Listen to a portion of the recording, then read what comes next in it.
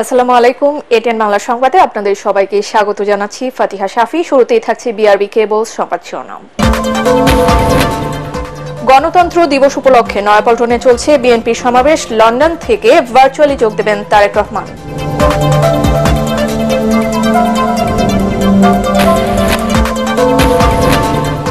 প্রবাসীরা record remittance পাঠাচ্ছেন। বৈদেশিক মুদ্রার রিজার্ভ বেড়ে $24.5 বিলিয়ন কাছাকাছি।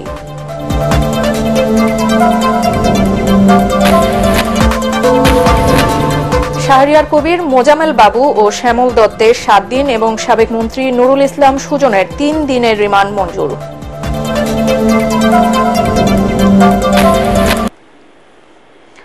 শুনছিলেন বিআরবি কেবল সংবাদ শিরোনাম। আর এবারে পুরো সংবাদ। আন্তর্জাতিক গণতন্ত্র দিবস উপলক্ষে কিছুক্ষণের মধ্যে রাজধানীর নয়াপল্টনে শুরু হবে বিএনপির সমাবেশ। সমাবেশে যোগ দিতে সকাল থেকেই ঢাকা ও আশেপাশের জেলা থেকে বিএনপি ও অঙ্গ সংগঠনের নেতাকর্মীরা নয়াপল্টন কেন্দ্রীয় কার্যালয়ের সামনে জড়ো হচ্ছেন। এরই মধ্যে সমাবেশ বিশাল মহাসমাবেশে রূপ নিয়েছে। সমাবেশে প্রধান অতিথি হিসেবে ভার্চুয়ালি যুক্ত হয়ে বক্তব্য রাখবেন বিএনপির ভারপ্রাপ্ত চেয়ারম্যান তারেক রহমান। মহাসচিব মির্জা ফখরুল ইসলাম আলমগীরের সভাপতিত্বে সমাবেশে দলের স্থায়ী কমিটির সদস্য ও জ্যেষ্ঠ নেতারা বক্তব্য দেবেন। এছাড়াও বিভাগীয় শহরগুলোতে শোভাযাত্রা কর্মসূচিতে দলের স্থায়ী কমিটির সদস্যরা প্রধান অতিথি হিসেবে যোগ দিয়েছেন। নেতাকর্মীদের উপস্থিতিতে ধীরে ধীরে জনসমুদ্রে পরিণত হচ্ছে পল্টনের সমাবেশ স্থল। রাজধানীর বিভিন্ন এলাকা থেকে একের পর এক সেখানে এসে যোগ দিচ্ছেন নেতাকর্মীদের মিছিল। আমাদের বিরুদ্ধে যে গায়েবী মামলা কিংবা এই মামলা দিচ্ছে, এগুলো যাতে প্রশাসন অতি সত্বর এগুলোই করে দেয়, খারিজ করে দেয়। আমাদের পার্টির ভারপ্রাপ্ত চেয়ারম্যান যিনি আগামী দিনে আমাদের দায়িত্ব নেবেন, আগামী দেশের বাংলাদেশের দায়িত্ব নেবেন, তারেক রহমান ওই হাজার হাজার মাইল দূরে থাকলেও উনি আমাদের মাঝে আছেন, বাংলাদেশের মানুষের হৃদয়ে আছেন। প্রতিনিয়ত প্রতি ঘন্টা তিনি বাংলাদেশের খবর নিচ্ছেন। দর্শক, এই মুহূর্তে নয়াপল্টনের সমাবেশ স্থলে আছেন আমাদের সহকর্মী মুশফিকুর রহমান। চলে যাচ্ছি তার কাছে। মুশফিক, বিএনপি নেতারা কি মঞ্চে উঠেছেন? আর তারেক রহমান কখন বক্তব্য রাখছেন?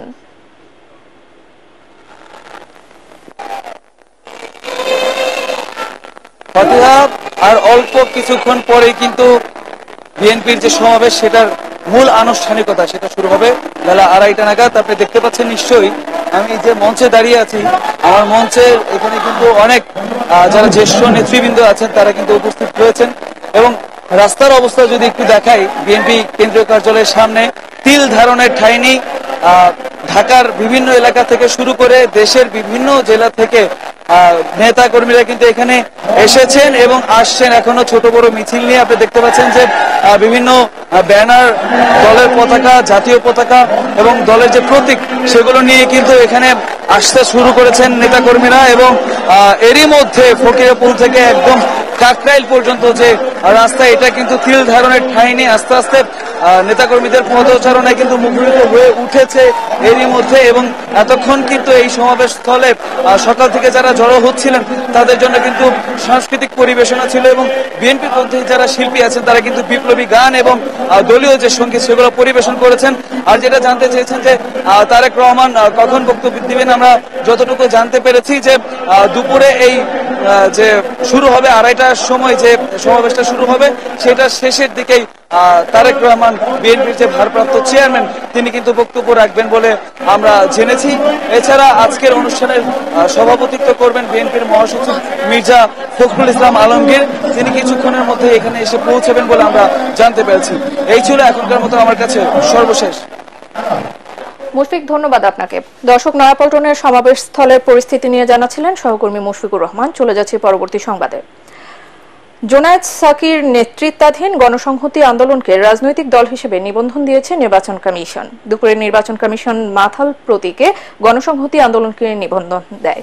এই নিবন্ধনের প্রজ্ঞাপন আনুষ্ঠানিকভাবে গণসংহতি আন্দোলনের প্রধান সমন্বয়ক জোনায়েদ সাকির হাতে তুলে দেন নির্বাচন কমিশন সচিব শফিউল আজিম। এর আগে নিবন্ধন দিতে হাইকোর্টের দেয়া রায়ের বিরুদ্ধে নির্বাচন কমিশন যে আপিল করেছিল সেটি প্রত্যাহার করায় গণসংহতি আন্দোলনকে নিবন্ধন দেওয়ার সিদ্ধান্ত নেয় নির্বাচন কমিশন। প্রবাসী আয়ের প্রবৃদ্ধি বাড়ায় বৈদেশিক মুদ্রার রিজার্ভ বেড়ে দাঁড়িয়েছে ২,৪৩০ কোটি ডলারে। বাংলাদেশ ব্যাংকের নির্বাহী পরিচালক ও মুখপাত্র হুসনে আরা শিখা এক ভিডিও বার্তায় এ তথ্য জানিয়েছেন। তিনি বলেন, বাংলাদেশ ব্যাংকের রিজার্ভে বর্তমানে আছে ২,৪৩০ কোটি ডলার। আন্তর্জাতিক মুদ্রা তহবিল IMF এর BPM6 পদ্ধতিতে এ পরিমাণ ২,০০০ কোটি ডলারের কাছাকাছি। তিনি বলেন, জুলাই থেকে আগস্টে রেমিটেন্সের প্রবাহ দারুণভাবে বেড়েছে। আর্থিক সংকট কাটতে শুরু করায় ব্যাংকগুলো নিজেরাই ডলার কেনাবেচা করতে পারছে। ডলারের দাম বর্তমানে ১১৮ থেকে ১২০ টাকার মধ্যে রয়েছে জানিয়ে তিনি আরও বলেন, ব্যাংকিং চ্যানেল ও কার্ব মার্কেটে ডলারের দামের পার্থক্য এখন ১% কম। আন্তঃব্যাংক লেনদেন সক্রিয় থাকার কারণে বৈদেশিক মুদ্রার বাজার এখন থেকে স্থিতিশীল থাকবে বলে আশা করে বাংলাদেশ ব্যাংক। ফরেন এক্সচেঞ্জ রিজার্ভের পরিমাণ ২৪,৩০০ মিলিয়ন মার্কিন ডলার। BPM6 অনুযায়ী এটা ২০,০০০ মিলিয়নের কাছাকাছি। ফরেন এক্সচেঞ্জ রিজার্ভ ক্ষয় রোধ করা সম্ভব হচ্ছে কারণ রেমিটেন্সের প্রবৃদ্ধি ঘটছে। গত অর্থবছরের তুলনায় এই অর্থবছরে প্রায় ৬০% প্রবৃদ্ধি হয়েছে। ডলারের দাম বর্তমানে ১১৮ থেকে ১২০। বিসি সেলিং রেট ১২০-এর বেশি হবে না। ব্যাংকিং চ্যানেলে ডলারের যে দাম তার সাথে কার্ব মার্কেটের দামের পার্থক্য এখন 1%-এর চাইতেও কম। আর্থিক খাত সংস্কারে বিশ্ব ব্যাংক বাংলাদেশকে ১০০ কোটি ডলারের ঋণ সহায়তা দেবে বলে জানিয়েছেন অর্থ উপদেষ্টা ডক্টর সালেউদ্দিন আহমেদ। এর মধ্যে পলিসি বেসড লোন হিসেবে ৭৫০ মিলিয়ন ডলার এবং ইনভেস্টমেন্ট লোন ও গ্যারান্টি ফ্যাসিলিটি হিসেবে ২৫০ মিলিয়ন ডলারের ঋণ সহায়তা দেওয়া হবে। সচিবালয়ে তিনি এসব কথা জানান। আগামী ডিসেম্বরের মধ্যে বিশ্ব ব্যাংকের বোর্ডে এ ঋণ অনুমোদন হওয়ার কথা রয়েছে। তবে ঋণ পেতে বাংলাদেশকে ৩টি শর্ত পালন করতে হবে। বেসরকারি খাতে অ্যাসেস ম্যানেজমেন্ট কোম্পানি করা, আন্তর্জাতিক মানদণ্ডে খেলাপি ঋণের নতুন সংজ্ঞায়ন করা, নতুন গঠিত টাস্ক ফোর্সের অডিট ফার্মের কার্য বিবরণী বিশ্ব ব্যাংকে উপস্থাপন করার শর্ত মানতে হবে বাংলাদেশকে।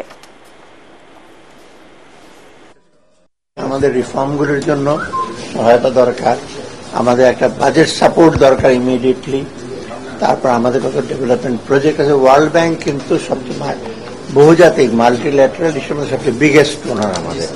অতএব তাদের সে সাহায্য দরকার, টেকনিক্যাল অ্যাসিস্ট্যান্স, আর্থিক সাহায্য।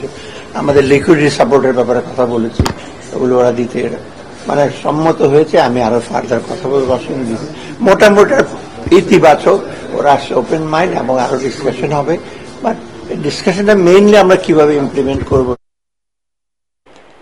শিক্ষার্থী ইমরান হাসানকে গুলি করে হত্যার অভিযোগে রাজধানীর যাত্রাবাড়ী থানার মামলায় সাবেক রেলমন্ত্রী নুরুল ইসলাম সুজনকে ৩ দিনের রিমান্ডে নিয়েছে পুলিশ। এদিকে রমনা থানার হত্যা মামলায় সাংবাদিক মোজাম্মেল বাবু ও ঘাতক দালাল নির্মূল কমিটির সভাপতি শাহরিয়ার কবিরের ৭ দিন ও ভাসানটেক থানার হত্যা মামলায় শ্যামল দত্তের ৭ দিনের রিমান্ড মঞ্জুর করেছেন আদালত। মনির হোসেন তপুর রিপোর্ট। ডিবি কার্যালয় থেকে ছাত্র জনতার আন্দোলনে নিহতের ঘটনায় হত্যা মামলায় গ্রেফতারকৃতদের একে একে ঢাকার সিএমএম আদালতে আনা হয়। আদালতের এজলাসে হাজির করা হয় ঘাতক দালাল নির্মূল কমিটির সভাপতি শাহরিয়ার কবির, সাংবাদিক মোজাম্মেল বাবু ও শ্যামল দত্তকে। জামিন নামঞ্জুর করে তাদের সবাইকে ৭ দিনের রিমান্ড মঞ্জুর করে আদালত। প্রত্যেকটি সাংবাদিক সম্মেলনে এই মোজাম্মেল বাবু স্বৈরাচারের পক্ষে জনগণের বিরুদ্ধে কথা বলে এবং আরেকজন লোক যে শাহরিয়ার কবির, এই সে যখন আওয়ামী লীগ ক্ষমতা থাকে, সে যখন দেশে থাকে, আর আওয়ামী লীগ যখন ক্ষমতা থাকে না তখন দেশের বাইরে চলে যায়। আজকে এই শাহরিয়ার কবির গত 15 বছর যাবৎ এই দেশের মানুষকে হত্যা, গুম করা এবং ইসলাম ধর্মের এবং বিরুদ্ধে কথা বলা, আলেমদেরকে কটাক্ষ করা এবং আমাদের মহানবী সাল্লাল্লাহু আলাইহি সাল্লামকে কটাক্ষ করা, সবকিছু তার প্রতিদিনে তার কাজ ছিল। ৭১ টেলিভিশনের ব্যবস্থাপনা পরিচালক মোজাম্মেল বাবুকে 10 দিনের পুলিশ রিমান্ডের আবেদন সহ বিজ্ঞ আদালতে হচ্ছে উপস্থাপন করেন। আমরা আসামি পক্ষে রিমান্ড বাতিলপূর্বক জামিনের আবেদন করি। এদিকে শ্যামলী থেকে গ্রেফতার করার পর সাবেক রেলমন্ত্রী নুরুল ইসলাম সুজনকে আদালতে হাজির করা হয়। শুনানি শেষে 3 দিনের রিমান্ড মঞ্জুর করা হয় তাকে। এদিকে উত্তরা পশ্চিম থানার হত্যা মামলায় গ্রেফতার দেখানো হয়েছে সাবেক আইজিপি AKM শহীদুল হক এবং চৌধুরী আব্দুল্লাহ আল মামুনকে। একই সাথে উত্তরা পূর্ব থানার 6 মামলায় গ্রেফতার দেখানো হয়েছে চৌধুরী আব্দুল্লাহ আল মামুনকে। 2018 সালে মির্জা আব্বাসের উপর হামলার ঘটনায় শাহবাগ থানার মামলায় রাশেদ খান মেননের 3 দিনের রিমান্ডে নেয় পুলিশ। মনির হোসেন তপু, এটিএন বাংলা, ঢাকা।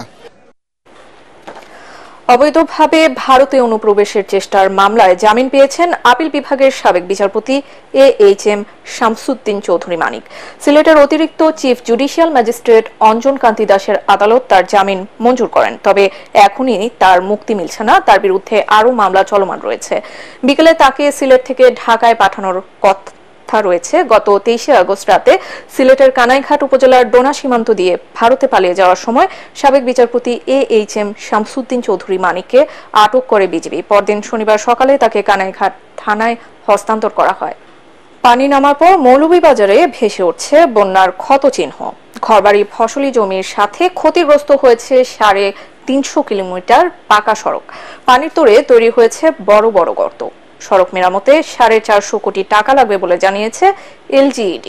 মৌলভীবাজার থেকে সৈয়দ মহসিন পারভেজের রিপোর্ট, জানাচ্ছেন ফারহিন ইসলাম টুম্পা।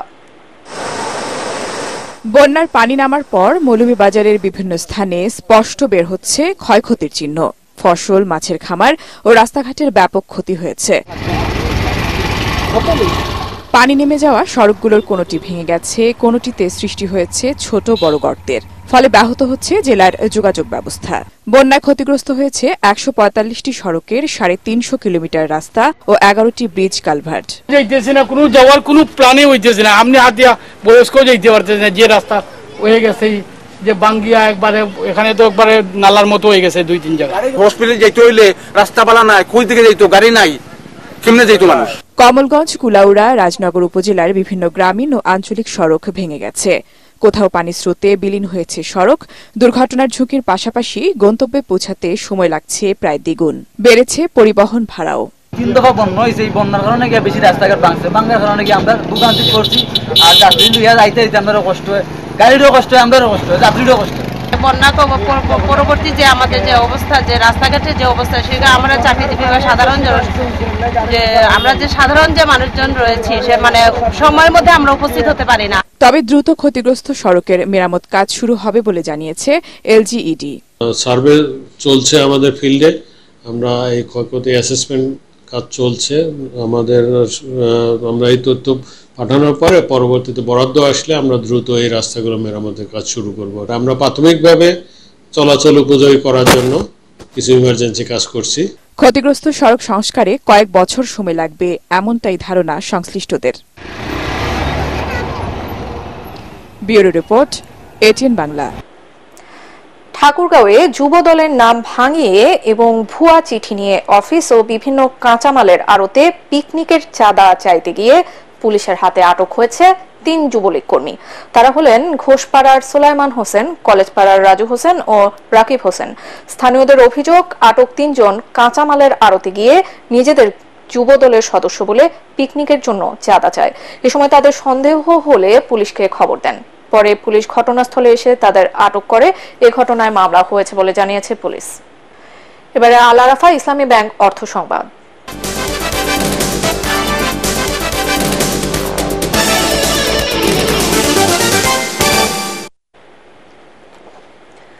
বিশাল বিশাল স্থাপত্যে নিজের নাম বসাতে প্রতিযোগিতায় নেমেছেন আর্কিটেক্ট বা স্থপতিরা। তাই পেছনে পড়ে আছে গ্রামীণ আবাসনের আধুনিকায়ন। শিক্ষার্থীদের গ্রামমুখী করতে ও দুর্যোগ পরবর্তী পুনর্বাসন স্থাপত্য হাতে কলমে শেখাতে প্রথমবারের মতো আয়োজন করা হয় স্থাপত্য কর্মশালার, যার উদ্যোক্তা বেসরকারি এশিয়া প্যাসিফিক বিশ্ববিদ্যালয় এবং বাংলাদেশ বিশ্ববিদ্যালয়ের স্থাপত্য বিভাগ। বিস্তারিত আনান তাসিনরির রিপোর্টে। সৃজনশীল চিন্তাসত্তাকে কাজে লাগিয়ে নকশা, পরিকল্পনা ও তত্ত্বাবধান করে একটি টেকসই স্থাপত্যের জন্ম দেন একজন আর্কিটেক্ট বা স্থপতি। যে কোনো প্রাকৃতিক দুর্যোগ মোকাবেলায় একজন স্থপতিই পারেন টেকসই নকশা এবং পরিকল্পনায় বাড়িঘর তৈরির মাধ্যমে পুনর্বাসনের ব্যবস্থা করতে। এই লক্ষ্যকে সামনে রেখেই স্থাপত্য বিভাগের শিক্ষার্থীদের নিয়ে আয়োজন করা হয় 7 দিনব্যাপী এই কর্মশালার। এর অংশ হিসেবে শিক্ষার্থীদের 5 দিনের জন্য বন্যা দুর্গত এলাকায় কাটাতে হবে। সেখানে স্বল্প বাজেটে কম জায়গায় টেকসই বাড়ি নির্মাণের বাস্তব অভিজ্ঞতা অর্জনের সুযোগ পাবেন ভবিষ্যৎ স্থপতিরা। সবচেয়ে কম রিসোর্স ইউজ করে সবচেয়ে সুন্দরভাবে রিসোর্স ম্যাক্সিমাইজ করার তরিকা একমাত্র আর্কিটেক্টরাই জানে। বন্যা, তারপরে ঘূর্ণিঝড় এবং আর একটা জিনিস আছে, এটা হচ্ছে যে ভূমিকম্প। এইগুলাতে আর্কিটেক্টরা ভলেন্টিয়ার হিসেবে সবচেয়ে ভালো আমি মনে করি উপযোগী হতে পারে। সো এই জিনিসটা যদি একটু মাইন্ডসেট চেঞ্জ করা যায়, একটু যদি তাদেরকে বোঝানো যায়, তাহলে ওনারা সব খুব ভালো পারফর্ম করতে পারে। চিকিৎসকদের মতো চাইলে আর্কিটেক্টরাও দেশের প্রত্যন্ত অঞ্চলে তাদের অবদান রাখতে পারেন বলে মনে করেন শিক্ষকরা। আমাদের পড়াশোনাটার সাথে তাদের অভিজ্ঞতাটাকে মিলিয়ে আমরা যখন একসাথে একটা কাজ করতে পারবো, স্থপতি হিসেবে এটা আমাদের একটা বড় দায়িত্ব এবং আমরা এই দায়িত্ব পালনের জন্যই আমরা এবার চেষ্টা করছি যে আমাদের স্টুডেন্টদেরকে নিয়ে ওখানে আমরা থাকবো, ওখানে থেকে ওদের সাথে কথা বলে ওদের ঘর বাড়ি সম্পর্কে জানবো, তারপরে আমরা তাদেরকে নিয়ে তাদের ঘরগুলোকে আরো কিভাবে ডেভেলপ করা যায় সেই হিসাবে আমরা কাজ করার জন্য আমরা চিন্তা করছি। তাই আগামী প্রজন্মের স্থপতিদের আত্মকেন্দ্রিক না হয়ে গ্রামের উন্নয়নে কাজ করার পরামর্শ দেন বিশেষজ্ঞরা। আনান্তা সিনরি, এটিএন বাংলা, ঢাকা। দেশের উপরে বড় একটা ঝড় বয়ে গেছে, তাই কাজের গতি কিছুটা ধীর বলে মন্তব্য করেছেন সমাজ কল্যাণ উপদেষ্টা শারমিন এস মুর্শিদ। দুপুরে সাভারের পশ্চিম ব্যাংক টাউন এলাকায় সমাজের বিশেষ চাহিদা সম্পন্ন ব্যক্তিদের জন্য নির্মিত ক্রীড়া কমপ্লেক্সের নির্মাণ কাজ পরিদর্শন করতে গিয়ে তিনি কথা বলেন। সমাজ কল্যাণ উপদেষ্টা আরও বলেন, বড় বড় মেগা প্রকল্প দ্রুত কাজ শেষ করতে গিয়ে অনেকে ভুল করে, দ্রুত কাজ শেষ করলে পরিকল্পনা দুর্বল হয়, ত্রুটি পাওয়া যায়, সে কারণেই তাড়াহুড়া না করে বুঝে শুনে কাজ করার তাগিদ দেন তিনি। এ সময় সমাজ কল্যাণ মন্ত্রণালয়ের সচিব খায়রুল আলম শেখ, অতিরিক্ত সচিব রেখা রানী বালো, জাতীয় প্রতিবন্ধী উন্নয়ন ফাউন্ডেশন পরিচালক হিরুজ্জামান, প্রকল্প পরিচালক আব্দুল্লাহ আল মামুন তালুকদার, সাভারের উপজেলা নির্বাহী কর্মকর্তা আবু বকর সরকার সহ আরো অনেকে উপস্থিত ছিলেন। এবার পার্টেক্স খেলার খবর।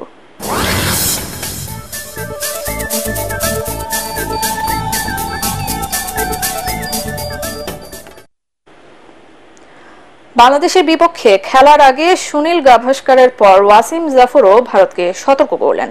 বাংলাদেশ অনূর্ধ্ব 19 দলের ব্যাটিং কোচ হিসেবে দীর্ঘদিন কাজ করেছেন তিনি। সম্প্রতি ভারতীয় গণমাধ্যমের সাথে আলাপকালে জাফর বলেন, তারা কেবল বাংলাদেশে ভালো খেলার জন্য পরিচিত ছিল, কিন্তু পরে তারা দেশের বাইরেও ভালো করতে শুরু করে।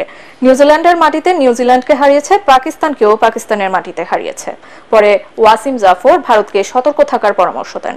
বৃহস্পতিবার চেন্নাইয়ে 2 ম্যাচের প্রথম টেস্টে মুখোমুখি হবে 2 দল। 27 সেপ্টেম্বর কানপুরে হবে দ্বিতীয় টেস্ট ম্যাচ। উয়েফা চ্যাম্পিয়ন্স লিগে রাতে মাঠে নামছে টুর্নামেন্টের বর্তমান চ্যাম্পিয়ন রিয়াল মাদ্রিদ। ঘরের মাঠ সান্তিয়াগো বার্নাব্যুতে বাংলাদেশ সময় রাত 1টায় জার্মান ক্লাব ভিএফপি স্টুটগার্টকে মোকাবেলা করবে আনচেলত্তির দল। স্কোয়াডে থাকা কিলিয়ান এমবাপ্পে আছেন মাদ্রিদের জার্সিতে প্রথমবারের মতো চ্যাম্পিয়ন্স লিগে মাঠে নামার অপেক্ষায়। গত মৌসুমে টুর্নামেন্টের শিরোপা জিতে মাদ্রিদকে বিদায় বলেছিলেন ক্লাবটির অন্যতম সেরা তারকা টনি ক্রুজ। তাকে ছাড়া এই লড়াইয়ে নামবে লা ব্লাঙ্কোরা। ক্রুজ না থাকায় মাঠের দায়িত্বের বড় অংশই থাকবে আরেক তারকা লুকা মদ্রিচের কাঁধে। চ্যাম্পিয়ন্স লিগের নতুন মৌসুমে মাঠে নামার আগে মাদ্রিদ কোচ কার্লো আনচেলত্তি বলেন, তারা লড়াইয়ের জন্য প্রস্তুত, জয় দিয়ে শেষ করেছিলেন, নতুন মৌসুমের শুরুটাও সেভাবে করতে চান। স্পেনের ক্লাব এই টুর্নামেন্টের শিরোপা জিতেছে সর্বোচ্চ 15 বার। তাবিথ আউয়ালকে সাথে নিয়ে ফুটবল ফেডারেশনে কাজ করতে চান সাইফ পাওয়ারটেকের ব্যবস্থাপনা পরিচালক তরফদার রুহুল আমিন। আসন্ন নির্বাচনে সভাপতি পদে দাঁড়ানোর ঘোষণা দিয়েছেন তিনি। রাতে মহাখালীতে নিজ কার্যালয়ে এক সংবাদ সম্মেলনে রুহুল আমিন বলেন, সব বিভাগ থেকে ক্রীড়া ব্যক্তিত্বদের নিয়ে প্যানেল ঘোষণা করবেন তিনি এবং সম্পূর্ণ নতুন ধারণা নিয়ে বাংলাদেশের ফুটবলকে এগিয়ে নিয়ে যাওয়ার পরিকল্পনা আছে তার। আমরা একটা শক্তিশালী ফুটবল ফেডারেশন বোর্ড করতে চাই, যে বোর্ডটাকে যে ট্রাস্টগুলো আমাদের নষ্ট হয়েছে সেই ট্রাস্টগুলো যাতে ফিরিয়ে নিয়ে আসার জন্য আমরা একটি শক্তিশালী এবং একটা প্রেজেন্টেবল বোর্ড তৈরি করার জন্য আমরা মনস্থির করেছি। আমরা বিভিন্ন লেভেলে বিভিন্ন লোকজনের সাথে আলোচনা আমরা শুরু করেছি। গণতন্ত্র দিবস উপলক্ষে নয়াপল্টনে চলছে বিএনপির সমাবেশ। লন্ডন থেকে ভার্চুয়ালি যোগ দেবেন তারেক রহমান।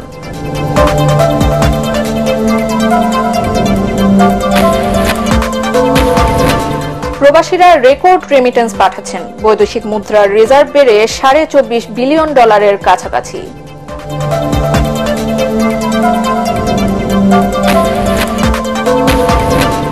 শাহরিয়ার কবির, মোজাম্মেল বাবু ও শ্যামল দত্তের 7 দিন এবং সাবেক মন্ত্রী নুরুল ইসলাম সুজনের 3 দিনের রিমান্ড মঞ্জুর।